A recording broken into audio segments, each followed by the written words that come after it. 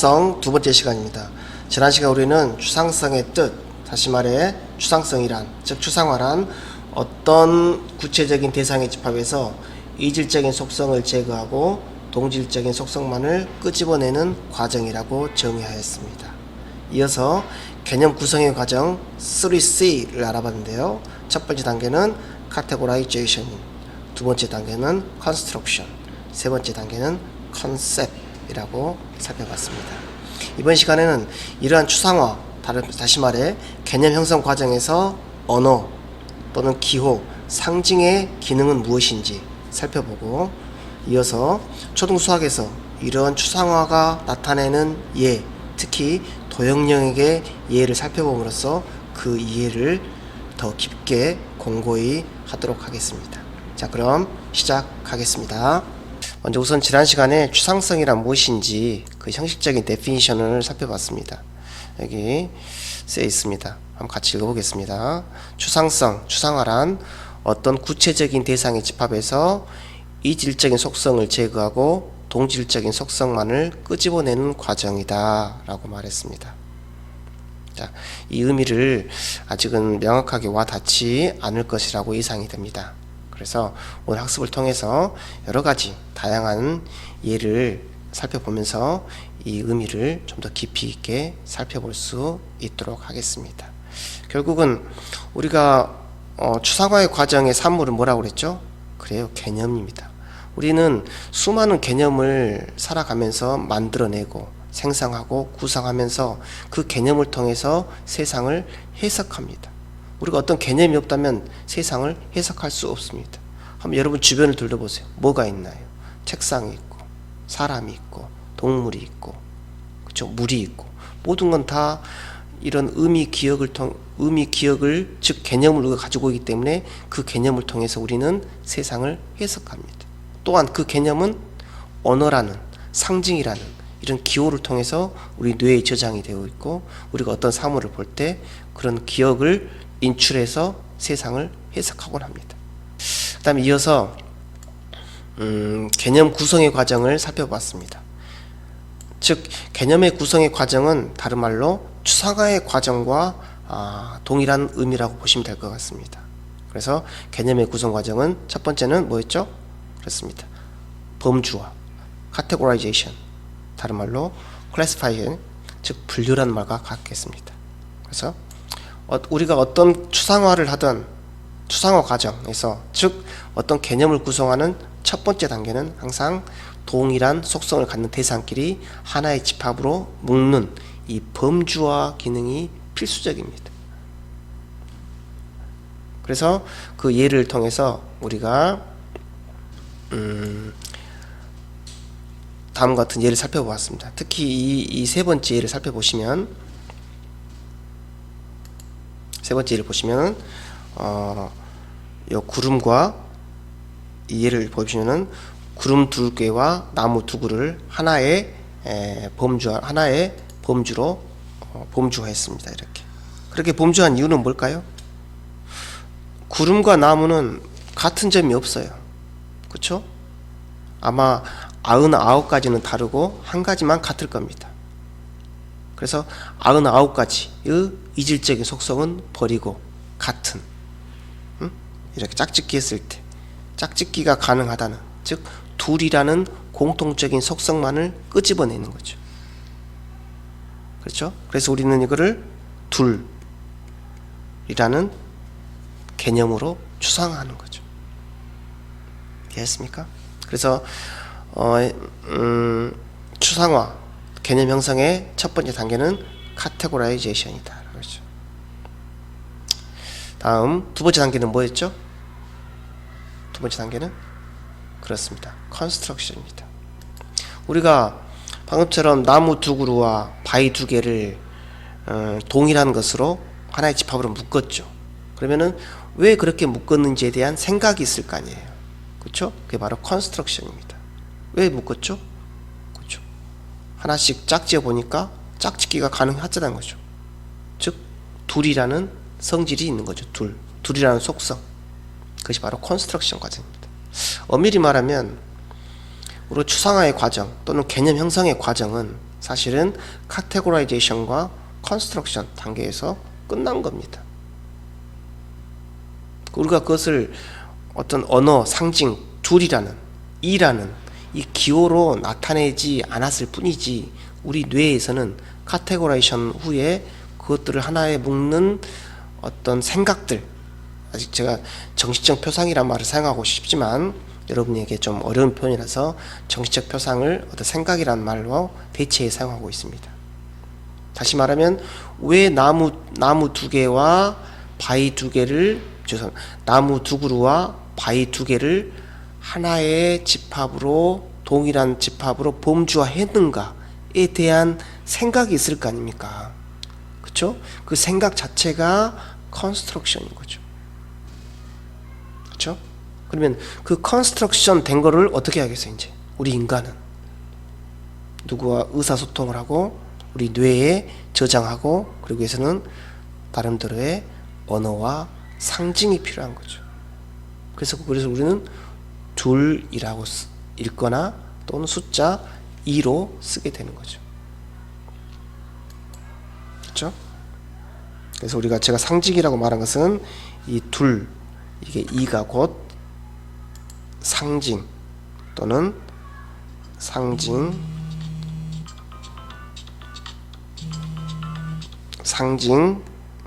또는 기호, 뭐 폭넓게 이 통틀어서 뭐서 그냥 언어라고 보겠습니다. 언어. 그런데 우리가 생각할 게 우리가 이렇게 이라고 썼지만 이라고 써죠. 이. 그런데 이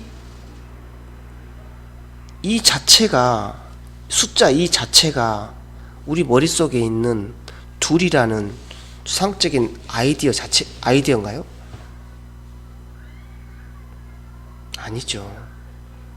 우리가 길가에 있는 돌멩이들을 돌로 추상화한 다음에 돌이라고 씁니다. 돌. 또 바람이라고 씁니다. 바람. 근데 왜 그게 바람이죠? 그 길가에 있는 돌멩이 여러 가지 대상들이 있을 거 아닙니까? 그렇죠? 그게 왜 돌이냐고요?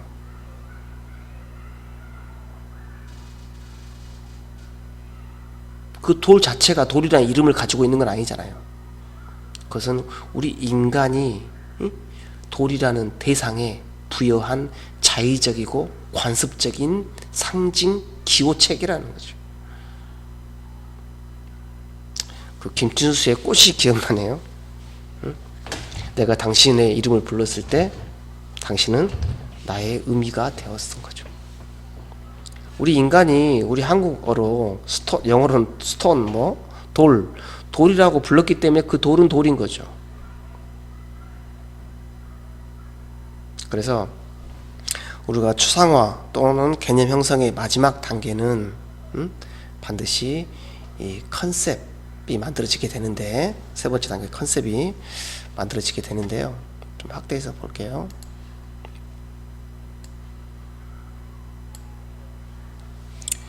이 컨셉이 만들어지는데, 이 컨셉 단계에서는 필연적으로 반드시 그런 건 아닙니다만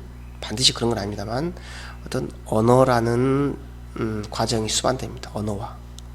그게 뭐 단어라고 해도 좋고 낱말이라고 해도 좋습니다. 반드시 단어는 아닌 거죠. 뭐 내가 좋아하는 것들을 모았어요. 그렇죠? 내가 좋아하는 것들 단어는 아니잖아요. 그렇죠? 그래서 세 번째 단계 컨셉 단계에서는 모두 그렇진 않지만 단언할 수 없지만 언어와 과정이 수반된다는 거죠. 따라서 우리가 추상화 또는 같은 뜻이 하겠죠.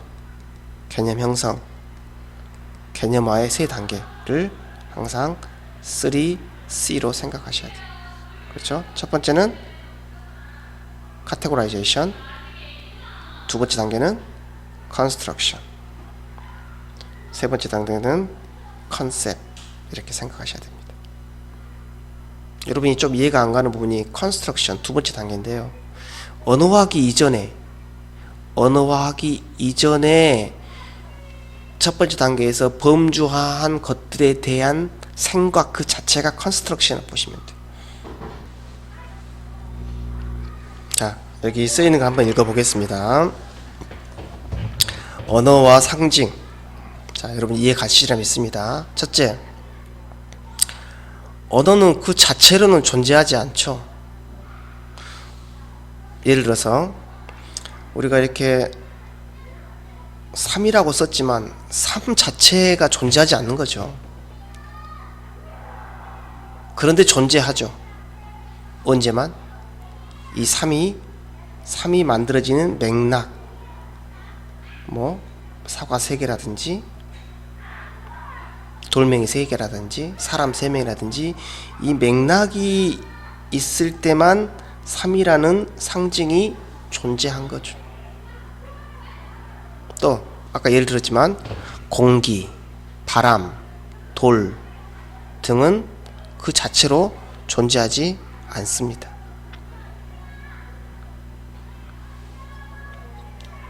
하지만 그것들은 있어요. 이 역설적으로 이런 상징 언어들은 스스로 존재하지 못하기 때문에 모든 것을 또 만들 수 있겠죠. 왜 돌이 돌인가? 왜 3이 3인가? 그리고 또한 우리 인간은 현재도 언어 또는 상징을 만들고 있죠. 뭐 짱이다, 아주 뭐 심쿵하다, 케미가 좋다, 이런 언어들을 만들고 있습니다. 그렇게 봤을 때 우리가 어떤 기호, 상징에 대해서 한번 살펴보면요. 자, 판서를 좀 해보겠습니다.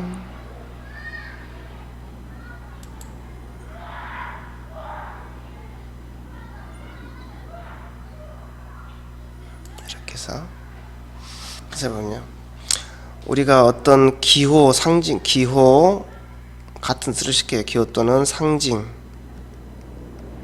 있을 때 기호학자들에 따르면은 그것을 두 가지로 말합니다. 예를 들어서 우리가 생각하거든, 우리가 3이라고 쓰지만 이 3 자체가 개념 형성 두 번째 단계 컨스트럭션에서 만들었던 범주화한 공통된 대상들에 대한 생각은 아니라는 거죠. 3이라는 추상적 아이디어는 오직 머릿속에만 있는 거죠. 그리고 그것을 의사소통하기 위해서 인간이 자의적으로 관습적으로 만들어낸 것이 바로 이 3이라는 거죠. 그렇죠? 그래서 이것을 우리는 기호학에서는 심볼이라고 하죠. 심볼. 그렇죠?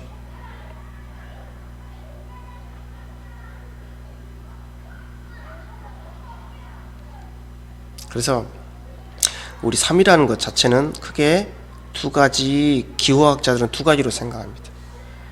기의와 기호의 의미, 기의와 기표. 모든 기호는 이 두 가지의 속성을 가지고 있습니다. 기의는 그 기호가 가지고 있는 의미를 말합니다. 자, 3이라는 기호가 갖는 의미는 뭔가요? 그렇죠? 개수, 물건의 개수, 어떤 대상, 즉 세계, 어떤 물건이 어떤 세계가 있다는 것을 의미하죠. 사람이 3명 있다, 바둑돌이 3개 있다, 뭐 이런 의미, 이런 걸 의미하겠죠. 기표는 그렇죠. 그 의미를 나타내는 표현 형식, 기호 자체를 말하는 거죠. 우리가 그러니까 학생들에게 어떤 수학을 가르칠 때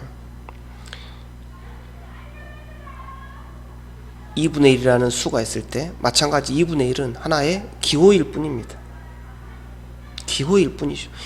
우리가 2분의 1 명확하게 이해하실 거, 우리가 2분의 1이라고 썼죠. 근데 2분의 1 내가 쓴 이 자체가 2분의 1의 의미는 아니잖아요. 2분의 1이라는 의미를 겉으로 표현한 하나의 기표일 뿐이죠. 이것도 기표죠, 기표.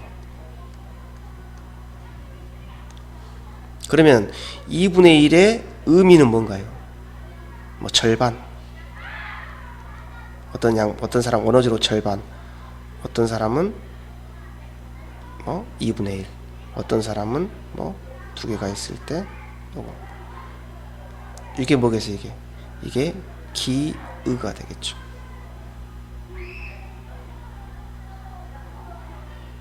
이해했습니까? 결국은 수학학습에서는 이런 언어, 기호 자체에 초점을 맞춰서 수학을 가르치기보다는 그 기호가 가지고 있는 의미가 무엇인지를 탐구하는 게 한편으로 생각해보면 초등학교뿐만 아니라 학교 수학의 중요한 학습 내용인지도 모르겠습니다. 수학에서는 많은 기호가 있습니다. 기호, 등호라는 기호도 있죠. 이 기호의 의미를 명확하게 이해하는 게, 그렇죠? 우리가 이렇게 쓰고 있지만은 이게 무슨 의미가 있냐, 무슨 뜻이냐는 거죠. 이게 과연 무슨 뜻인가? 초등학교 1학년 학생들에게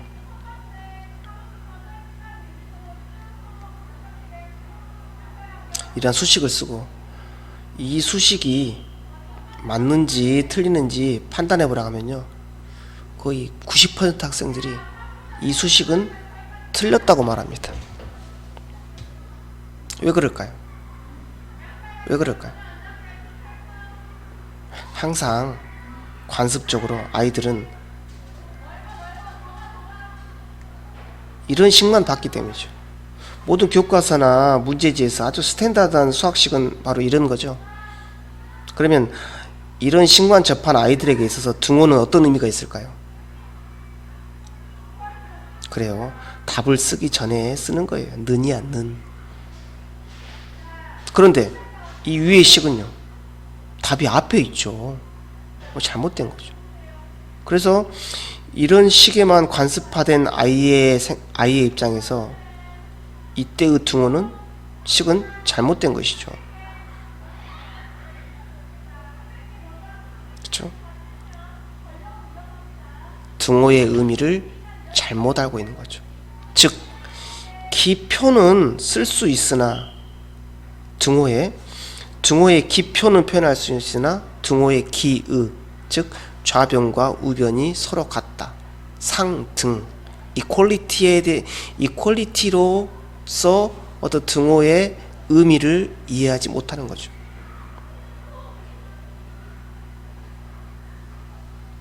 수학은 추상화를 통해서 카테고라이제이션, 컨스트럭션, 한타의 마지막 단계 언어, 기호를 가지고 오는 노름이죠. 근데 우리가 기호를 가지고 교수학습을 진행할 때 그 기호는 어떤 의미가 있는지 그걸 파악하는 게 가장 중요한 의미인 것 같아요. 예를 들어서 초등학교 2학년 학생들이 25 더하기 17을 한다고 합시다. 그랬을 때 뭐 하죠? 여기다 1을 쓰죠. 1. 보세요. 여기다 1. 이것도 기호라고 보시잖아요. 기호 1. 1. 여기다 1을 쓰죠. 여기 1은 어떤 의미가 있나요? 이 1은 어떤 의미가 있어요? 이 1은 그래요. 1이라고 쓰지만 그것의 실제 의미는 10이죠. 이거를 이해하는 게 바로 기호의 의미를 이해하는 겁니다. 자, 말이 길어졌습니다. 모든 추상화의 세 단계, 카테고라이제이션, 컨스트럭션, 컨셉 세 단계가 있는데, 사실은 추상화, 개념화는 컨스트럭션 두 번째 단계에서 끝난다고 보셔도 된답니다. 그렇죠?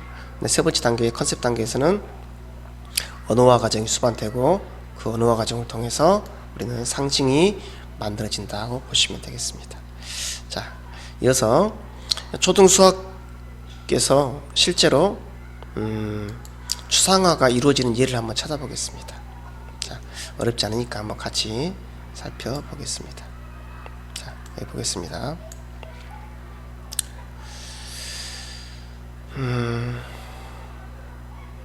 지워야겠네요.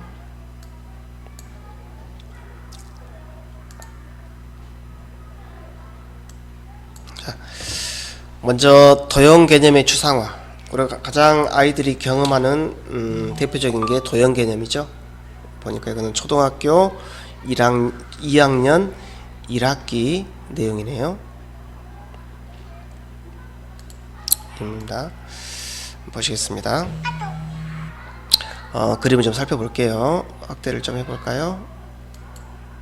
자, 보시면은 초등학교 2학년 1학기입니다. 자, 보세요. 먼저 이 모양을 알아봅시다. 왜 이렇게 썼을까요? 왜 이 모양 알아봅시다 이렇게 썼을까요? 그렇죠. 아이들은 아직 사각형에 대한 추상화가 이루어지지 않았으니까 이 모양 자체를 다루는 거죠. 자, 이거 모양을 찾아보세요. 자, 이거 뭐 하는 거죠? 아까 개념 형성 세 번째 단계에서는 어떤 단계 단계죠? 그렇죠. 카테고라이제이션이죠. 그렇죠. 첫 번째는 범주화 단계라고 보시면 돼요. 범주화 단계. 그러면 아이들이 찾아보겠죠? 이렇게 막 찾아봅니다. 뭐 이런 것도 이렇게 찾아보고 많이 이렇게 찾아보고 찾아보겠죠. 이렇게. 자, 그 다음에 이제 이 중간에 어떤 질문이 들어갈까요? 컨스트럭션. 그쵸? 찾아보고 그 다음에 아이들이 찾으면서 이 모양에 대한 나름대로의 컨스트럭션이 만들어지겠죠? 만들어질 거 아니야. 이런 모양이구나. 이런 모양에 대한 컨스트럭션 만들어질 거 아니에요. 그 다음 단계. 찾은 모양을 무엇이라고 할까요? 즉, 컨셉, 언어화 단계가 이루어지고 있습니다. 그러겠죠? 여기는 언어화, 컨셉 단계가 이루어지죠.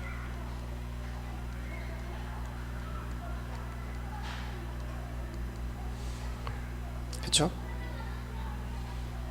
다음, 그래서 그림과 같은 모양의 도형을 사각형이라고 합니다. 즉, 이것은 사각형에 대한 정의가 이루어진 거죠. 이것은 언어화. 이제 언어화가 이루어진다고 보시면 되겠습니다. 언어화. 또 글씨가 안 이쁘지게 써지네요. 언어화 단계. 이해하셨습니까? 이제 범주화하고 그것들의 왜 그렇게 묶었는지 컨스트럭션 한 다음에 그것도 언어하고 있습니다. 근데 여러분 오해하실 게 우리가 사각형이라고 쓰죠. 사각형. 근데 반드시 오해하지 안 되실 게 우리가 사각형이라 쓰고 있지만 이 사각형이 이 카테고라이제이션과 컨스트럭션 단계에서 우리가 만들어낸 아이디어 자체는 아니라는 것을 반드시 기억하셔야 됩니다. 그렇죠? 하지만 우리 인간은 우리가 만들어낸 카테고라이제이션과 컨스트럭션을 통해서 만들어낸 생각들을 이런 상징 체계를 사용해 나타낼 수 있는 능력이 있다는 거죠. 하지만 이 사각형이라고 썼지만 이거 자체가 사각형이 아니라는 건 또한 기억하셔야 됩니다.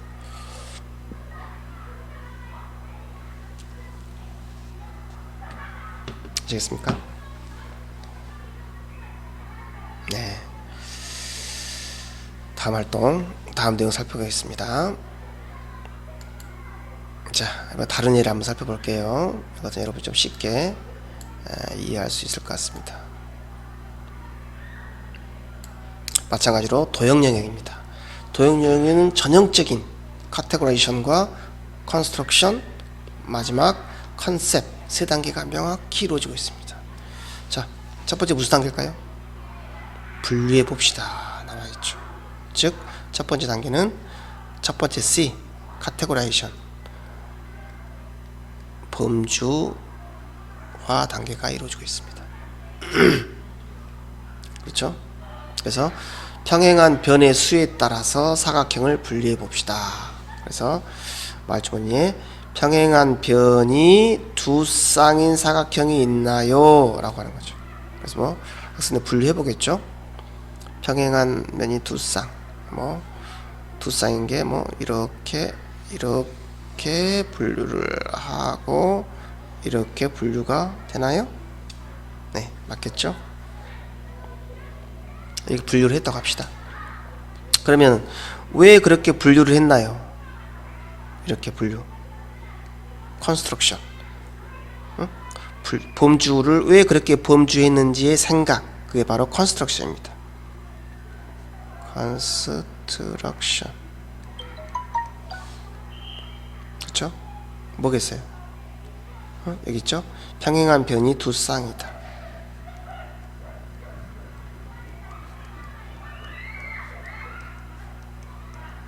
이게 생각이죠?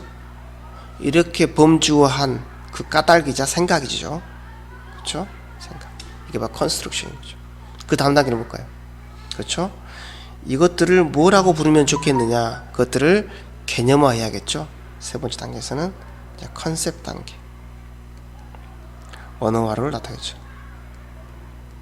이걸 뭐라고 하죠? 이걸 뭐라고 해요? 평행사변이라 하죠. 근데 어떤 예를 들어서 이것을 평행사변형이라고 한다는 거죠. 우리나라는 평행사변형이라 하지만 다른 언어 체계를 가진 영어라든지 패러렐로그램, 영어나 스위스 다르게 말하겠죠. 그래서 이 언어화 자체는 자의적이고 관습적이라는 거죠. 우리가 평행사변형이라고 썼지만 이 평행사변형이라는 이 낱말 자체가 평행사변형은 아니라는 거죠. 평행사변형이 라고 썼을 뿐이지 우리가 평행사변형에 대한 컨스트럭션은 뭐예요? 평행한 두 쌍이라는 거죠. 네. 두 번째 시간은 여기까지 하고요. 조금 다음 시간을 통해서 추상화의 예를 좀 더 많이 살펴볼 수 있는 시간을 갖도록 하겠습니다. 네.